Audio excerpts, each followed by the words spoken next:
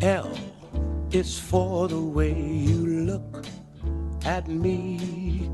O is for the only one I see. V. La memoria.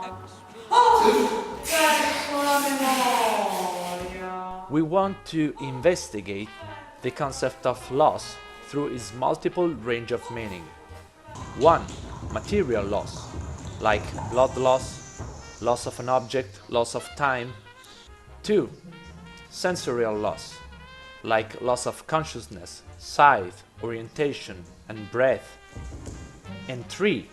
Symbolic loss, like loss of a loved one, loss of the sense of youth, of a battle. With the corridors exercise, we propose a clash between abstract and tangible forms of loss by progressively forcing the performers to enact the moment of loss as quick as possible.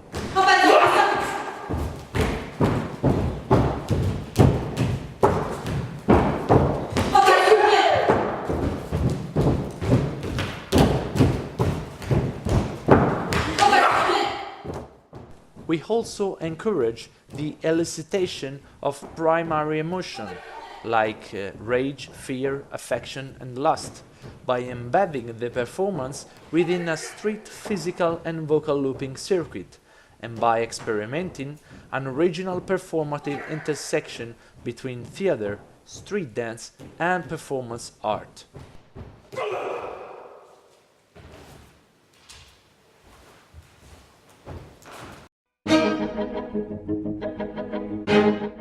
Drawing from embodied and enactive theories of mind, the project challenged the performers to self-expose themselves within a fictional and imaginary setting. Instead of acting or interpret a role, performers begin with the exposition of their feminine and personal archive, photograph, diaries, and souvenirs, and employ it as a dramaturgical raw material to mold an alternative storytelling on and of themselves.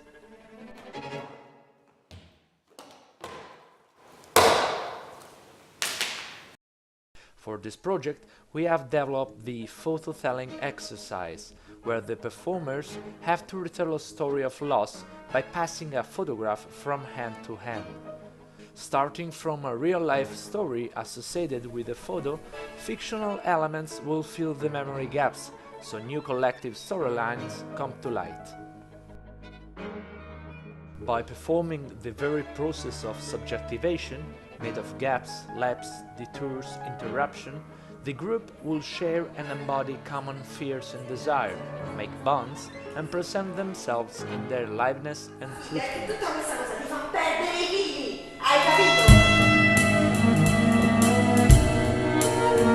In Carol Church's libretto Hotel, 8 hotel rooms occupy the same space, so their stories overlap, creating a collage of word, voice, music, and movement.